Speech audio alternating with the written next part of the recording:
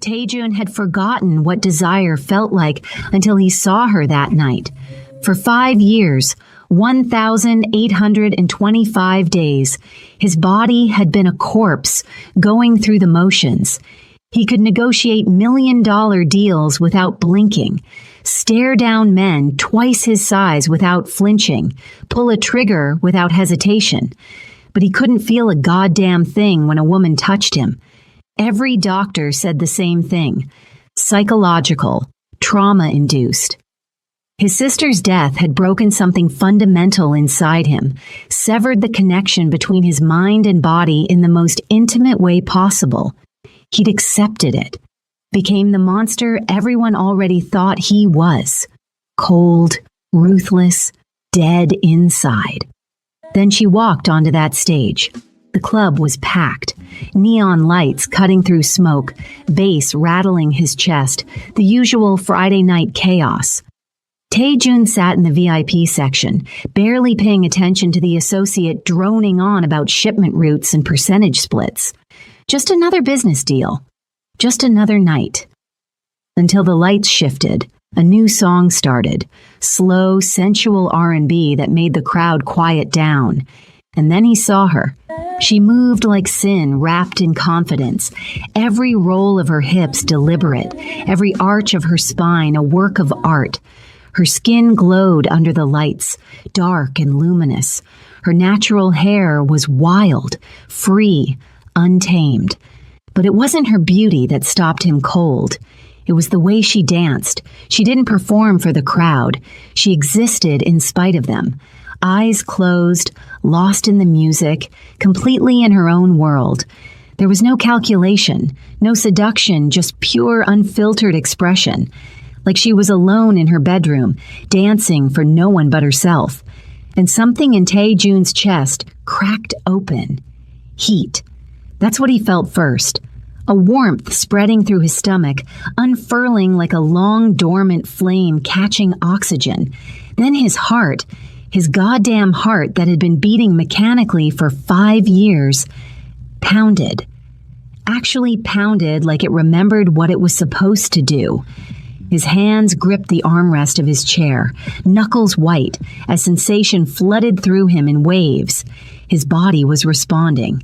After 5 days of nothing, his body was finally, impossibly, responding. The associate next to him was still talking. Something about percentages and shipment schedules, but Taejun couldn't hear him over the roar of blood in his ears. His eyes tracked every movement she made, unable to look away, terrified that if he blinked, this feeling would disappear and he'd go back to being dead inside. Minwoo, his right-hand man, followed his gaze and smirked. "Boss, you okay?" Taejun's voice came out rough, unfamiliar even to himself. "Who is she?" "New girl, American, started last week." Minwoo's smirk widened. Why? Why? Because Taejun could feel again. Because his pulse was racing. Because for the first time in 5 years, he felt alive instead of just existing. Because the impossible was happening, and he needed to understand why. Find out everything about her. The song ended. She stepped off stage, utterly unbothered by the thunderous applause, wrapping a robe around herself like she'd just finished a workout instead of setting the entire club on fire. She was walking toward the dressing rooms when a drunk patron grabbed her wrist, slurring something about private dances and money. Taejun moved without thinking. 1 second, he was in VIP. The next, his hand was crushing the man's wrist with enough force to make bones grind. The drunk patron's face went ghost white when he recognized who was hurting him. "Remove your hand, now!" Taejun's voice was lethal, the kind of cold that promised violence. The man stammered an apology, nearly tripping over himself to get away once Taejun released him. Then Taejun turned to face her. Up close, she was even more devastating. Full lips, sharp cheekbones, eyes that assessed him with zero fear and even less interest. She crossed her arms, one eyebrow raised in an expression that clearly said she was not impressed. I had that handled." Her voice, American accent, confident, slightly annoyed, sent another jolt through him. He'd never heard anything more perfect in his life. "You're welcome," he said, waiting for the gratitude that always came when he stepped in. "Did I say thank you?" She looked at him like he was a particularly annoying insect. Most people fell over themselves when Tai-Jun intervened. Most people knew who he was, what he could do, and treated him accordingly. This woman looked at him like he was nobody. And God help him. It made him want her even more. "Most people are grateful when I intervene," he said, a flicker of amusement breaking through his shock. "Most people didn't ask for your intervention. I deal with drunk handsy guys every night. It's part of the job." She tilted her head. "And I don't need some suit with a hero complex making it a bigger deal than it needs to be. It shouldn't be part of the job." "Well, it is. Now, if you'll excuse me, I need to change." She started to walk away, and panic, actual panic, flared in Tai-Jun's chest. The feeling was still there, that warmth, that aliveness coursing through his veins. If she walked away, would it disappear? Would he go back to being a corpse? "Wait." She turned back, impatience written across her beautiful face. "What?" "Your name." "Why do you need to know my name?" "Because I'd like to buy you a drink." She laughed, actually laughed at him, the sound rich and genuine and completely unafraid. "Oh, honey, you can't afford me." No one spoke to Tai-Jun like this. No one dismissed him. No one laughed at him. He owned half of Seoul's underground, could end careers with a phone call, had men twice his size terrified of disappointing him. "I own this club," he said, playing what should have been a winning card. "That's cute." I still said no. She was turning away again, and desperation made him blurt out, "Why?" She paused, looking back with something like pity in her eyes. "Because guys like you think the world owes them everything. You think women are just conquests, challenges, and I'm not interested in being your exotic American phase." The words hit harder than they should have, probably because they weren't entirely wrong.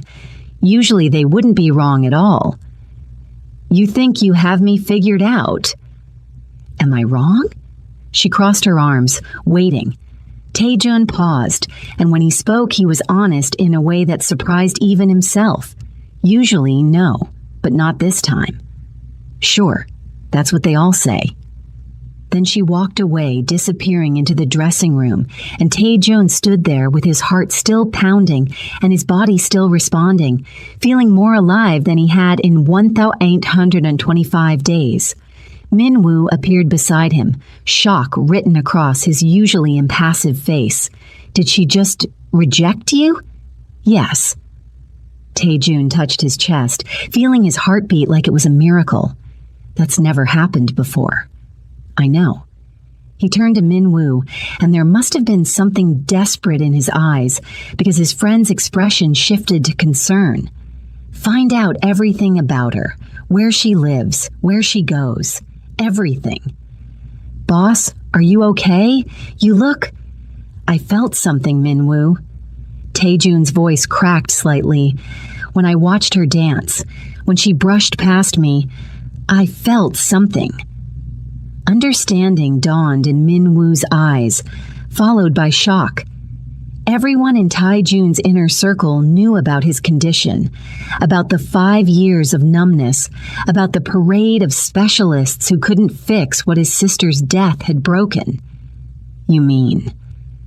My body responded, for the first time in 5 years.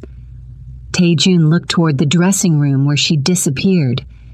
"She brought me back to life, and I need to understand why." "What are you going to do?" Something dangerous and desperate flashed in Tai-Jun's eyes. "Whatever it takes to keep feeling this way." 2 hours later, Tai-Jun sat in his office above the club, staring at the file Min-woo had compiled with terrifying efficiency. Jada Johnson, age 26, birthplace, Atlanta, Georgia, USA. The facts were all there. Visa status, address in Itaewon, employment history, financial records showing she lived modestly and sent money home every month. No criminal record, no red flags, just a dancer trying to make it in a foreign country. But the facts didn't explain it. Didn't explain why his hands were still trembling. Why he could still feel the ghost of heat in his veins. Why for the first time in 5 years, his body felt like it belonged to him again, instead of being a shell he inhabited. He'd tried everything over the years. Western doctors who prescribed pills that did nothing, therapists who talked about trauma and healing, traditional Korean medicine, even shamans his mother had recommended before she died. Nothing worked. His body remained stubbornly unresponsive, a physical manifestation of the emotional death he'd experienced when his sister was killed in that car accident. But tonight Jada had danced, and he'd felt. Minwoo entered with coffee, taking one look at his boss and sighing. "You should go home, get some rest." "Where does she go after work?" "Boss, it's 2 a.m. You can't just..."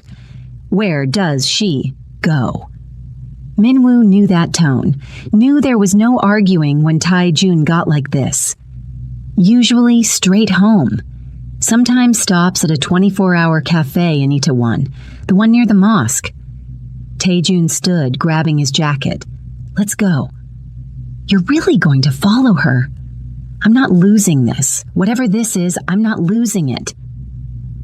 The back alley behind the club was dimly lit, the kind of place where bad things happened if you weren't careful.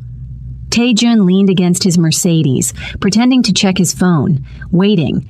At 2:30 a.m., the back door opened and Jada emerged. She'd changed into street clothes, ripped jeans, leather jacket, her natural hair pulled up into a high puff. She looked completely different from the goddess on stage. More real, more herself, and somehow even more beautiful. She stopped dead when she saw him, her face cycling through surprise, annoyance, and resignation. "You've got to be kidding me." Tae-jun looked up, attempting innocent surprise. "Oh, hello." "Don't oh hello me, you're stalking me." Stalking is such an ugly word. I prefer persistently interested. I prefer creepy as hell. How did you even know I'd come out this way? Lucky guess. She didn't buy it for a second. Uh-huh, and I'm the Queen of England. Your Majesty. A slight smile tugged at his lips. She was not amused. What do you want? Tae-jun stepped closer, and he couldn't keep the desperation out of his voice. Dinner. One dinner. That's all I'm asking. No. Why not? Because I came to Seoul to get away from complications, from men who think they own everything they see. And you? She gestured at his expensive suit, his luxury car, the bodyguards lurking in the shadows. Your walking, talking, designer, suit-wearing drama. That suit cost 3 months of your rent, actually. Her eyes flashed. Not helping your case. Tae-jun ran a hand through his hair, frustrated with himself. He was usually smooth, calculated, always in control. But this woman had him completely off balance. I'm not good at this, at asking, at any of this. Then why are you? And here, he was honest in a way he hadn't been in years, letting the desperation show because he didn't know how else to make her understand. Because when I watched you dance tonight, I felt something I haven't felt in 5 years, and I need to understand why. His voice broke slightly. I need to know if it's real. Something in her expression softened, just a fraction. What did you feel? He met her eyes, letting her see the raw truth. Alive. The word hung between them, heavy with meaning she couldn't possibly understand yet. She studied him for a long moment, and he could see her weighing options, trying to figure him out. Finally, she sighed. One dinner, somewhere public, and you're paying. Relief flooded through him so intensely it was almost painful. Done. And if you show up at my apartment or follow me anywhere else without an invitation, I'm getting a restraining order. Clear? Crystal. Good. Now stop lurking in alleys like a beautiful stalker and text me the details. She paused. You do have my number, right? Since you apparently know everything about me? I may have acquired it. Of course you did. Creep. But there was the hint of a smile on her lips. Good night, stalker. Good night, Jada. She walked away, and he watched until she was safely in a taxi, his heart still racing in his chest. Min Woo emerged from the shadows. You've got it bad, boss. Tae-jun touched his chest again, feeling the steady thrum of his pulse, the warmth still spreading through his veins. After 5 years of nothing, of emptiness, of being a walking corpse, he could feel again. I've got it everything. She woke me up, Min Woo. After 5 years of being dead inside, she woke me up. So what now? Tae-jun turned, and there was something fierce and determined burning in his eyes. The look of a man who'd just been given back something he'd thought was lost forever, and would burn down the world before he let it slip away. Now I make sure I never go back to sleep. If you're already enjoying this story, don't forget to like, share, and subscribe because the story is about to begin, and you're not going to want to miss this. Tae-jun chose a traditional Korean restaurant for their first date. Elegant but not ostentatious, with private booths that offered intimacy without feeling predatory. He arrived 20 minutes early, which was ridiculous. He was Kim Tae-jun. He didn't arrive early for anyone, except apparently he did for her. When Jada walked in wearing a simple black dress that somehow made her look more stunning than any stage costume, his heart kicked against his ribs. Still working, still alive, because of her. She slid into the booth across from him, eyeing him with amusement. You look nervous. I'm not nervous. He was terrified. What if the feeling disappeared? What if this was a fluke? Liar. She picked up the menu. So, you clean up nice when you're not lurking in alleys. You're beautiful. Yeah, I know, but thanks for noticing. She said it without arrogance, just simple confidence, and it made him want to smile. The server came and Tae-jun ordered for both of them in Korean, then caught her raised eyebrow. Too presumptuous? Little bit, but I'll allow it since I can't read the menu anyway.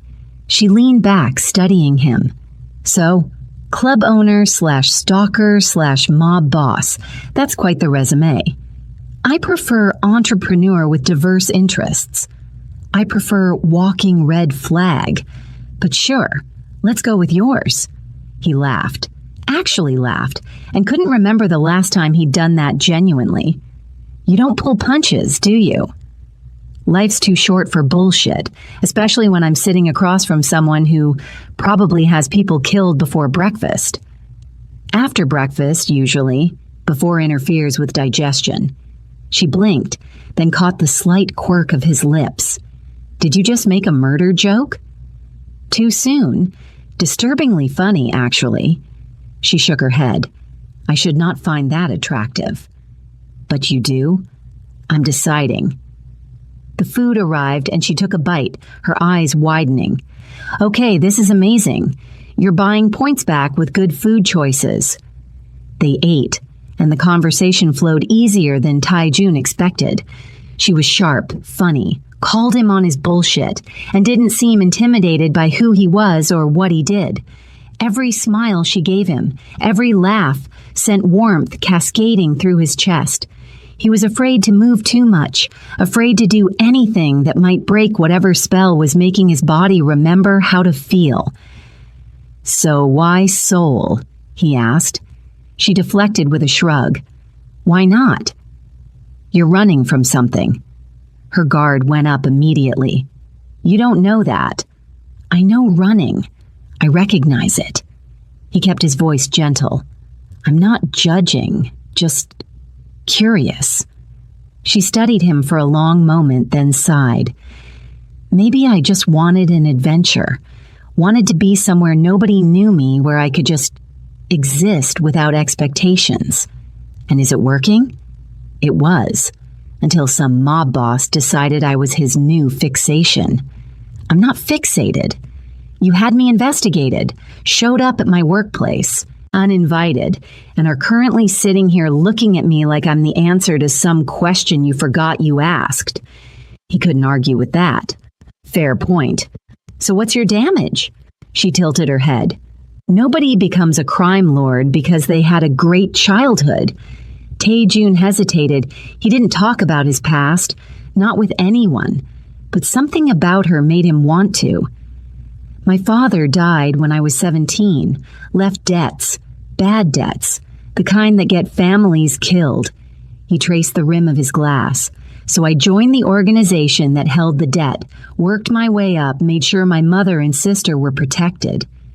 Your sister? His jaw tightened. She died 3 years ago. Car accident. Jada's hand covered his on the table, warm and real. I'm sorry. That touch, that simple gesture of comfort. Heat spread from where her skin met his, racing up his arm, flooding his chest. His body was remembering, awakening, coming back to life cell by cell. After she died, He struggled for words. I stopped caring about much of anything. Just went through the motions. Built my empire, made my money, but felt nothing. Until he met her eyes. Until I watched you dance. She pulled her hand back slowly, processing. That's heavy for a first date. I'm not good at light. Clearly. But she was smiling. For what it's worth, I came to Seoul partly to find my brother. He came here for work, got into some kind of trouble. Stopped answering my calls 3 months ago. Tae-Jun's instincts prickled, but he pushed the feeling aside. What's his name? Marcus. Marcus Johnson. The name tickled something in the back of his mind, but Seoul was full of foreign workers who got into debt trouble. It was probably nothing. I'll help you look for him, he offered. I have resources. Connections. Her face lit up. Really? You do that? Of course. She reached across the table and squeezed his hand again, and the warmth that flooded through him at her touch was almost overwhelming. Thank you. That means a lot. They finished dinner, and Tae-Jun drove her home despite her protests about being perfectly capable of taking a taxi. Outside her building, she turned to him. I had a good time, against my better judgment. Same. He stepped closer, and she didn't step back. Can I see you again? You're going to anyway. Might as well make it official. Is that a yes? That's a fine, but you're still on probation. She smiled. Good night, Tae-Jun. Good night, Jada. She turned to go, then paused. Hey, that thing you said about feeling alive when you watched me dance? Yes? I felt it too, when you looked at me, like you actually saw me, not just a body on stage. She bit her lip. Just thought you should know. Then she disappeared into her building, leaving Tae-Jun standing on the sidewalk with his heart pounding and a smile on his face. Minwoo pulled up in another car. How'd it go? She said yes to another date. And the feeling... Tae-Jun touched his chest, feeling the steady rhythm of his heart, the warmth still coursing through him. Still there. It's still there. Good. Don't fuck it up, boss. I'm going to try my hardest not to. But even as he said it, that name, Marcus Johnson, nagged at him. He'd check his files tomorrow, just to be sure, just to make certain there were no complications that could ruin this miracle he'd been given, because he'd been dead for 5 years, and Jada had brought him back to life, and he'd burned down the world before he lost that feeling again. Over the next month, Tae-Jun became a constant presence in Jada's life. Not suffocating, but persistent. He'd show up at her favorite coffee shop with her exact order memorized. appear at restaurants where she was eating with friends, always playing it off as coincidence even though they both knew better. "You know, normal people just text," Jada said one morning, finding him at her usual cafe. "I'm not normal people." He slid her iced Americano across the table, clearly. But she was smiling as she sat down. The truth was, despite her better judgment, she was falling for him. He was intense, yes, dangerous, definitely. But underneath all that darkness was a man who looked at her like she'd hung the moon, who listened when she talked about her dreams, who was trying so hard to be better than what the world expected of him. Their second date was at Guangjiang Market, where she dragged him through the crowded stalls, making him try street food while his bodyguards hovered awkwardly in the background. "You can tell them to relax," she said, biting into tteokbokki. "Nobody's going to assassinate you over fish cakes." "You'd be surprised." But he was smiling, actually enjoying himself. "Do you ever just turn it off? The whole crime boss thing?" He considered this. No, it's always there. The awareness, the danger. That sounds exhausting. It is. He watched her eat, something soft in his expression. "But with you, I forget sometimes. I just exist." Their third date was him teaching her Korean curse words, which backfired spectacularly when she used them on a rude customer at the club, and Tae-jun had to smooth things over with the man. "You're trouble," he told her afterward, fighting a smile. "You love it." He did. God help him. He did. The physical tension between them built gradually, a hand on her lower back as he guided her through crowds, his jacket around her shoulders on cool nights, the way his eyes tracked her every movement when she danced, dark and hungry. One night after her shift, he took her to Han River. They walked along the water, and she finally asked the question that had been bothering her. "Why me? Really, you could have anyone." He stopped walking, turning to face her. "Because you looked at me like I was ordinary, like I was just a man, not a monster or a boss or anything else. Just me. You are just a man." "I haven't felt like one in a long time." She stepped closer, and he could smell her perfume, feel the heat radiating from her body. "And now?" "Now I feel everything." His voice was rough. "Too much sometimes. That's not a bad thing. It's terrifying." His hand came up to cup her face. "You're terrifying." "Good. You should be scared." "I am.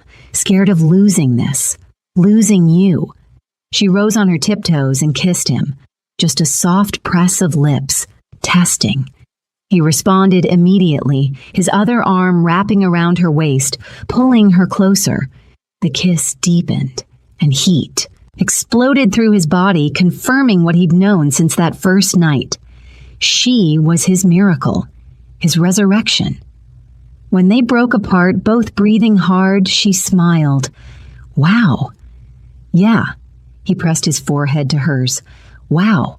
Take me home. Your place." His heart stuttered. "Jada, I want this. I want you." She looked up at him. "Unless you don't, I want you." The words came out desperate. "God, I want you, but I need to tell you something first." "Okay." He'd planned this conversation differently, somewhere private, but the words tumbled out here on the riverbank. "I have a condition, psychological. For 5 years, I haven't been able to. My body hasn't responded to anyone. Not physically, not emotionally." She processed this. But with you, everything works. You brought me back to life. That night at the club, watching you dance. It was the first time in 5 years I felt anything. Understanding dawned in her eyes. That's why you were so intense. Why you kept showing up. I was terrified it would stop, that I'd go back to being dead inside. She cupped his face. And now? Now I'm still terrified, but for different reasons. What if I can't? What if it doesn't work when we... She kissed him again, silencing his fears. Then we figure it out. Together, no pressure. You're amazing. I know. She grinned. Now take me home, Kim Tae-jun. Let's see if your miracle holds up. His penthouse was stunning. Floor-to-ceiling windows overlooking Seoul. Minimalist design, expensive everything. But also unexpectedly warm, with books and art and personal touches that surprised her.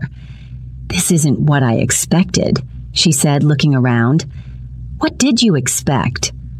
More mob bossy. Where are the tiger rugs? He laughed, pulling her close. Downstairs. I saved those for company. She wrapped her arms around his neck. I'm nervous. Me too. Really? The big bad crime lord is nervous? Terrified. He kissed her forehead. You matter too much. Then let's matter together. He carried her to the bedroom, actually lifted and carried her, and she laughed against his neck. The room was dark except for the city lights streaming through the windows, casting everything in a soft glow. He laid her on the bed with a gentleness that contradicted everything she knew about him, then hovered over her, just looking. What? She asked. Making sure you're real. Very real. She pulled him down. Now kiss me. He did, and it was slow and deep and perfect. His hands shook slightly as he undressed her, like she was something precious. When she reached for him, helping him out of his shirt, he sucked in a breath. Still working? She asked softly. Still working. God, yes, still working. They moved together slowly, learning each other. His face showed wonder, disbelief, overwhelming emotion. I can feel you, he whispered, voice breaking. I can feel everything. I've got you, she wrapped around him. I've got you. And they moved together, two broken people making each other whole until they both shattered and reformed, tangled in expensive sheets with the city lights, witnessing their miracle. Afterward, he held her like she might disappear, his face buried in her neck. Thank you, he whispered. For what? For bringing me back to life. She kissed his temple. Thank you for making me feel seen. They fell asleep wrapped around each other, neither knowing that in Tae-jun's office, a file sat with Marcus Johnson's name on it, waiting to destroy everything they were building. The morning after was perfect. Jada woke tangled in sheets that probably cost more than her monthly rent, sunlight streaming through floor-to-ceiling windows, and Tae-jun watching her with an expression of pure adoration. Creepy, she mumbled. Very creepy. I wanted to make sure you were real. Very real, very sore. Concern flickered across his face. Did I hurt you? She smirked. In the best way possible. Relief transformed into a slow, dangerous smile. Good. They spent the weekend in his penthouse, cooking together, talking, making love until they were both exhausted and happy. It was the most normal Tae-jun had felt in years, and the most alive Jada had felt since coming to Seoul. But reality crashed back Monday morning. Tae-jun was in his office when Min-woo dropped a file on his desk with a heavy thud. The one he'd been avoiding for 3 weeks. The one with Marcus Johnson's name on it. You need to look at this. Now. Tae-jun opened it and his blood ran cold. Marcus Johnson. American. Borrowed $50 million won from the Red Dragon Syndicate 8 months ago. Couldn't pay. Tae-jun's organization had bought the debt to prevent the dragons from killing him. Marcus was currently working at one of their warehouses, paying off what he owed. 4 more months, and he'd be free. The dates lined up perfectly. Tae-jun had acquired Marcus's debt 2 weeks before meeting Jada. It was pure coincidence. He hadn't known. Couldn't have known. But she'd never believe that. Fuck. He dropped his head into his hands. You have to tell her, Min-woo said. She'll leave me. Maybe, but if you don't tell her and she finds out, she'll hate you. Tae-jun looked at his friend, anguished. I just got her. I can't lose her. Not yet. The longer you wait, I know. He stood, pacing. I know, I need time to figure out how to explain. There's no good way to explain this. Then I'll make one. But days turned into weeks, and Tae-jun still hadn't told her. Every time he tried, the words stuck in his throat. Every time he looked at her, laughing at his terrible jokes, dancing in his kitchen, sleeping peacefully in his bed, he couldn't bring himself to risk losing her. Meanwhile, Jada's investigation into her brother continued. She asked questions at different clubs, showed his photo to people, followed every lead that went nowhere. One night, she was at a bar in Gangnam when a bartender recognized Marcus's photo. Yeah, I remember him. Nice guy. Got into trouble with loans. Jada's heart raced. What kind of trouble? The bartender looked nervous. Red Dragon Syndicate. Bad people. When he couldn't pay, they were going to kill him. Is he dead? The question came out strangled. No. Someone bought his debt. He's working it off somewhere. Who bought it? The bartender's nervousness intensified. I really can't say. These people are dangerous. Please. Jada gripped the bar. He's my brother. The whoa? Bartender sighed. Kim organization. That's all I know. Now please leave before someone sees us talking. Jada left, mind racing. Kim organization. Tae-jun's last name was Kim, but Seoul was full of Kims. It was probably just coincidence, right? That night, she went to Tae-jun's penthouse for dinner. He'd cooked, Korean-American fusion that smelled amazing, but he seemed tense. You okay? She asked. Fine, just business stress. They ate, and she debated telling him about the lead. Finally, she did. I got some information about Marcus today. Tae-jun went very still. What kind of information? Someone said he got in trouble with the Red Dragon Syndicate, that someone bought his debt. She watched his face. The Kim organization. His expression was carefully blank. That's a common name. I know, but do you know them? Could you ask around? This was it. The moment. He should tell her. He opened his mouth. I'll look into it. I promise. And lied instead. Thank you. She hugged him, relieved. Thank you so much. He held her, hating himself. Of course. That night, after she fell asleep, he lay awake staring at the ceiling. Tomorrow. He'd tell her tomorrow. But tomorrow came and went, and the next day, and the next, until 2 months had passed since that first night at the club, and Tae-jun was living with a time bomb, terrified of the explosion, but unable to defuse it. They were happy, genuinely, perfectly happy. She'd started staying at his place more often than her own. He'd introduced her to his crew, who treated her with respect, bordering on reverence, because their boss was finally alive again. She'd taught him to dance properly, and he'd shown her parts of Seoul only locals knew. They were building something real, and he was going to destroy it with his cowardice. One evening, Jada's friend Soo Jin pulled her aside at the dance studio. I need to tell you something about Tae-jun. Jada's stomach dropped. What? My cousin works at one of his warehouses. He mentioned an American guy named Marcus working there. I didn't think anything of it until you showed me your brother's photo last week. The world tilted. What are you saying? Soo Jin pulled out her phone, showing a grainy photo taken from a distance. A man loading boxes in a warehouse. Marcus, older, thinner, but unmistakably her brother. I think Tae-jun has your brother. Jada stared at the photo, everything inside her going cold. Where is this? Jada, you can't just go there. These people are dangerous. Where? Soo Jin gave her the address. An hour later, Jada stood outside the warehouse, heart pounding. She talked her way past the guards, walked into the main space, and there he was, Marcus, alive, working, in Tae-Jun's warehouse. "Marcus!" He spun around, shock and horror warring on his face. "Mara, how did you—" She ran to him, hugging him fiercely. "Oh my God, you're alive, you're okay.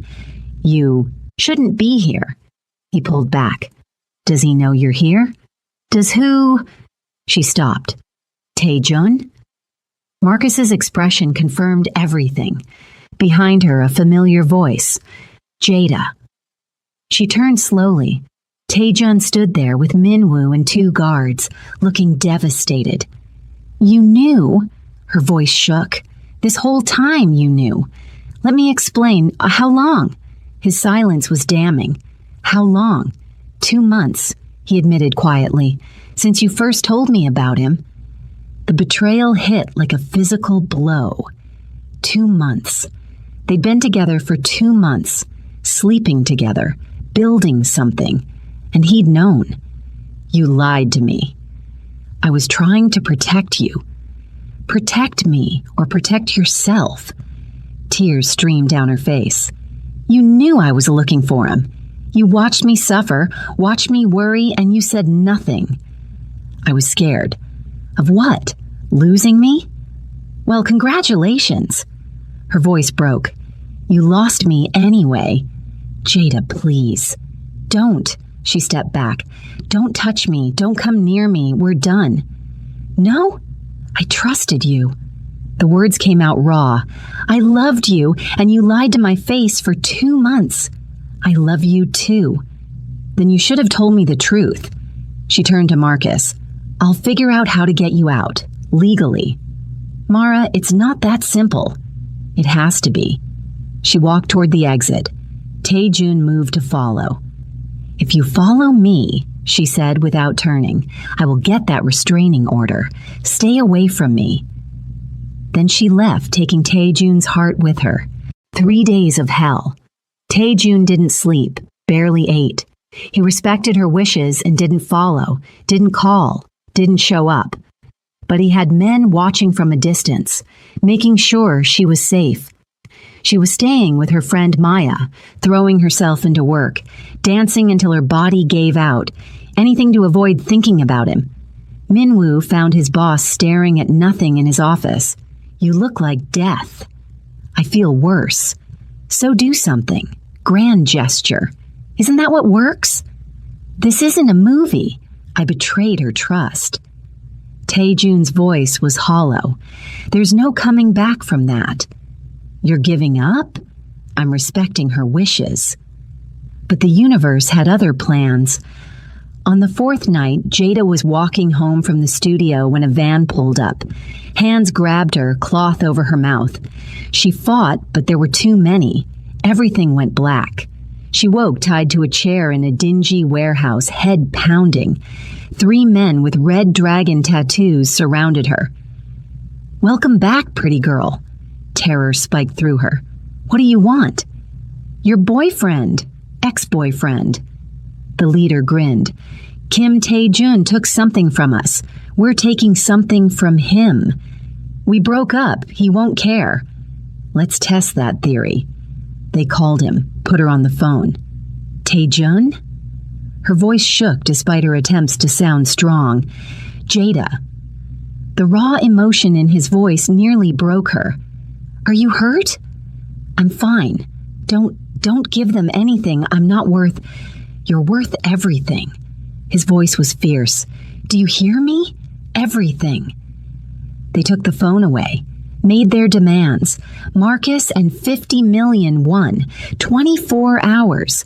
Tae-Jun's war room erupted into controlled chaos. Maps, weapons, tactical gear. His entire crew assembled. "We get her back." His voice was deadly calm. "And then I burn the red dragons to the ground. Boss, if we go to war, then we go to war. They took her, they threatened her, they die." Marcus appeared in the doorway. "I'm coming." "No, she's my sister. This is my fault. I'm coming." Tae-Jun studied him, then nodded. "You follow my lead." 6 hours later, they'd traced the location. Abandoned factory in Incheon. Taejun's plan was simple. He'd go in the front as a distraction. His team would extract Jada from the sides. If anyone hurt her, everyone died. If this goes wrong, he told Minwoo, make sure she gets home safe, back to America, away from all this. It won't go wrong. If it does. Taejun walked in alone, briefcase in hand. I'm here. The Red Dragon leader appeared on the second floor, gun pointed down. Where's Marcus Johnson? First, let me see her. They dragged Jada into view, bruised, split lip, but alive. Her eyes widened when she saw him. You shouldn't have come. Wild horses couldn't keep me away. How touching. Now, where is Marcus? Here's the new deal, Taejun said calmly. You let her go. I give you the money. We all walk away. That's not. It's the only deal, because if she dies, I will hunt down everyone you've ever loved and make them beg for death. Your choice. The standoff lasted seconds. Then Minwoo's team struck. Gunfire. Chaos. Taejun moved like death itself, taking down guards, climbing stairs. The leader grabbed Jada, gun to her temple. Stay back! Jada met Taejun's eyes. Do you trust me? Understanding flashed between them. She slammed her head back, dropping.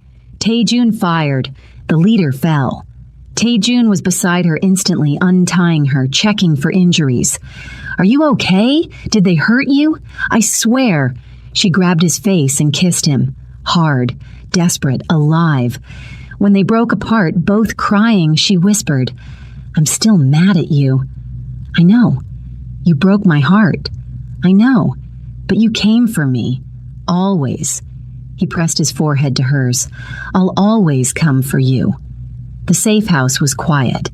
Marcus was being checked by a doctor. Jada sat on the couch, wrapped in Taejun's jacket. I'm sorry, he said quietly, for lying, for not telling you. I was terrified of losing you and I lost you anyway. Why didn't you just tell me? Because I'm a coward. Because I'd just gotten you back, gotten myself back, and I couldn't bear the thought of being dead inside again. She looked at him. Marcus told me you saved his life, that without you, the Red Dragons would have killed him. That doesn't excuse the lying. No, it doesn't. She took a breath. But I understand why you were scared. I'm scared too. Of this. Of you. Of how much I love you even when I shouldn't. His head snapped up. You love me? I'm furious with you. But yes, I love you. She laughed bitterly. Which makes me an idiot. You're not an idiot, you're brave. You saw the man underneath the monster. Don't romanticize this. I'm not. I'm just trying to figure out if there's any chance you can forgive me. She was quiet for a long time. I want to. I want to find a way back, but things have to change. Anything. No more lies. Ever. Even if the truth is ugly. Done. You get out of this life. Legitimate businesses only. Already started the transition. It'll take time, but I'll do it. And therapy. Both of us. Together and separately. Agreed. She looked at him, seeing sincerity and desperation in love. Then, okay, we try. But you're on probation. Relief flooded his face. I'll take it. He pulled her close and she let him, both of them holding each other like lifelines. I love you, he whispered. I'll spend the rest of my life proving I deserve you. You better. 1 year later, the wedding was intimate, fusion of Korean and American traditions. Jada wore a white gown, then changed into a hanbok. Marcus walked her down the aisle. Taejun had kept his promises. Legitimate businesses only, weekly therapy, complete honesty. When they exchanged vows, his voice shook with emotion. You brought me back to life. You saw me when I couldn't see myself. You're my miracle. Hers was equally raw. You frustrate me, challenge me, make me crazy, but you also make me feel alive. You're my unexpected everything." They kissed as husband and wife, both grinning like idiots. At the reception, their first dance was to the song from that first night at the club. "Can you believe we almost didn't make it here?" she whispered. "I would have found a way. You're inevitable. We're inevitable." She rested her head on his chest, feeling his heartbeat. Strong, steady, alive. "I love you," she said. "I love you more." Impossible. Watch me prove it for the rest of our lives. And he did. 5 years later, they stood in their new dance academy, Second Chances, with their 3-year-old daughter dancing enthusiastically between them. "Not bad for a mob boss and a dancer," Jada teased. "Reformed mob boss." He pulled her close. "And you were always more than just a dancer. You were the woman who saved me. We saved each other." Their daughter tugged on Taejun's pants. "Daddy, watch me spin." He scooped her up, spinning until she shrieked with laughter. Jada watched them, heart full. They'd been through hell and back, but they'd made it. Sometimes the best love stories start in the darkest places. Sometimes you have to die to learn how to live. And sometimes a stranger's dance could resurrect a dead man's heart. Did Taejun deserve forgiveness, or should Jada have run? Drop your honest thoughts below. Could you forgive someone who hid your brother's location for 2 months? I need to know where my viewers draw the line. Drop your city below. Where are you watching from? Let's see how global this romance fam is. If you love this dark Afro-Korean romance, like and subscribe for more international love stories. Made it to the end? Drop a heart below.